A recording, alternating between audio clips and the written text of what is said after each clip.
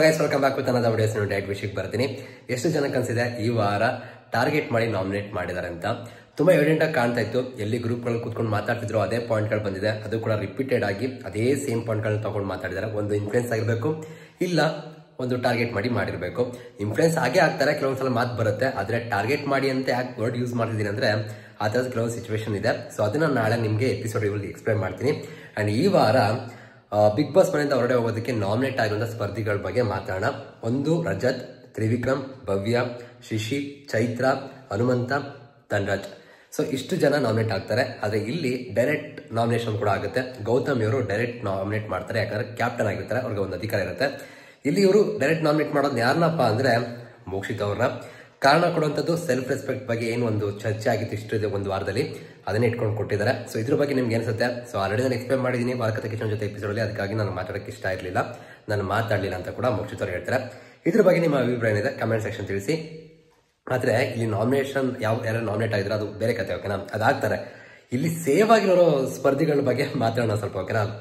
ಒಂದು ಸೇವ್ ಆಗಿರುವಂಥದ್ದು Gautami, because captain ಆಗಿದ್ದಾರೆ, ಅರ್ನ್ ಮಾಡಿದ್ದಾರೆ ಅಂತ ಹೇಳ್ಬೋದು. ಇಮ್ಯುನಿಟಿ ಸಿಕ್ಕಿದೆ, ಈ ವಾರ ಆರಾಮಾಗಿ ಸೇವ್ ಆಗ್ತಾರೆ. ಹೋದ ವಾರ ಕಷ್ಟಪಟ್ಟಿರೋದಕ್ಕೆ, ಕ್ಯಾಪ್ಟನ್ ಆಗಿರೋದಕ್ಕೆ, ಓಕೆನಾ? ಬಟ್ ಇಲ್ಲಿ ನೆಕ್ಸ್ಟ್ ಸೇವ್ ಆಗಿರೋದು ಯಾರಪ್ಪ ಅಂದ್ರೆ ಮಂಜಣ್ಣ. ನಮ್ಗೆಲ್ಲ ಗೊತ್ತಿರೋ ಹಾಗೆ ಮಂಜಣ್ಣ ಈಸಿ ಟಾರ್ಗೆಟ್ ಎಲ್ಲರೂ ಕೂಡ. ಇನ್ಫ್ಯಾಕ್ಟ್ ಪಾಪ ಅವರು ತುಂಬಾ ಎಫರ್ಟ್ ಆಗಿ ಗೇಮ್ ಮಾಡಿ ಏನೋ ಒಂದು ಮಾಡ್ತಾ ಇದ್ರು, ಅದಕ್ಕೇನೆ ತುಂಬಾ ಜನ ಟಾರ್ಗೆಟ್ ಮಾಡಿ ನಾಮಿನೇಟ್ ಮಾಡ್ತಿದ್ರು. ಏನೋ ಒಳ್ಳೇದಾಗ್ಲಿ, ಸೇವ್ ಆಗಿದ್ದಾರೆ. ಅದು ನನಗೆ ಶಾಕ್ ಆಗ್ತಿದೆ, ಯಾಕಂದ್ರೆ ಅಷ್ಟು ಈಸಿಯಾಗಿ ಅವ್ರು ಬೇರೆಯವ್ರು ಯಾರು ಕೂಡ ಇವ್ರ ನೇಮ್ನ ಬಿಟ್ಕೊಡಲ್ಲ. ಬಟ್ ಈ ಸಲ ಟಾರ್ಗೆಟ್ ಬೇರೆ ಇತ್ತು ಅಂತ ಅನ್ಸುತ್ತೆ, ಹಾಗಾಗಿ ಮಿಸ್ ಆಗಿರಬಹುದೇನೋ. ಯಾಕಂದ್ರೆ ಮಂಜಣ್ಣ ಯಾವ್ದು ಕಡಿಮೆ ಆಗಿಲ್ಲ, ಅದನ್ನ ಡಬಲ್ ಮಾಡ್ಕೊಂಡೇ ಹೋಗ್ತಾರೆ. ಸೊ ಹಾಗಾಗಿ ಅವ್ರ ಆಟದಲ್ಲಿ ಏನು ಚೇಂಜಸ್ ಇಲ್ಲ. ಬಟ್ ಇಲ್ಲಿ ಇರುವಂತಹ ಸ್ಪರ್ಧಿಗಳಲ್ಲಿ ಸ್ವಲ್ಪ ಚೇಂಜಸ್ ಕಾಣ್ತಿರುವಂಥದ್ದು.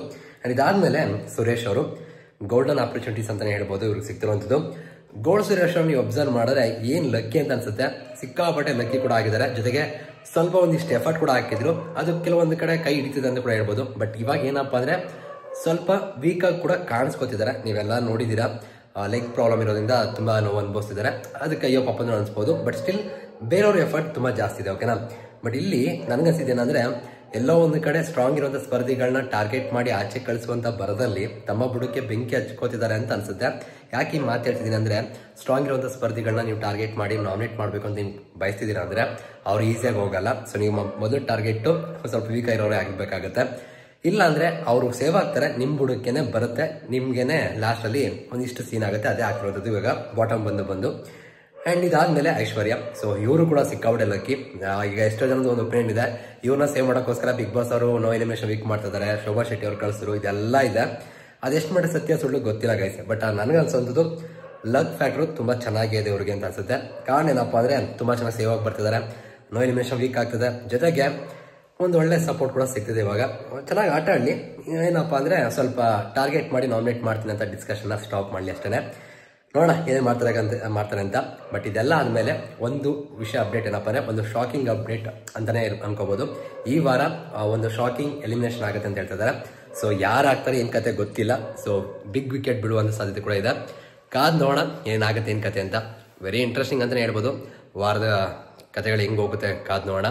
ಒಟ್ನಲ್ಲಿ ಇಲ್ಲಿ ನನ್ನ ಪ್ರಕಾರ ಕೆಲವೊಂದು ವಿಷಯಗಳು ತುಂಬಾ ಎವಿಡೆಂಟ್ ಆಗಿ ಕಾಣ್ತಾ ಇದೆ, ಕೆಲವು ವಿಷಯಗಳು ಮಾಡಿದ್ರು ಕೂಡ ಕಾಣ್ತಾ ಇರಲಿಲ್ಲ ಹಂಗೆ. ಬಟ್ ಈ ಸಲ ತುಂಬಾ ಕ್ಲಿಯರ್ ಆಗಿ ಗೊತ್ತಾಗ್ತದೆ, ನಾಮಿನೇಟ್ ಮಾಡಬೇಕಾದ್ರೆ ಕ್ಲಿಯರ್ ಆಗಿ ಟಾರ್ಗೆಟ್ ಮಾಡ್ತಿದ್ದಾರೆ ಅಂತ.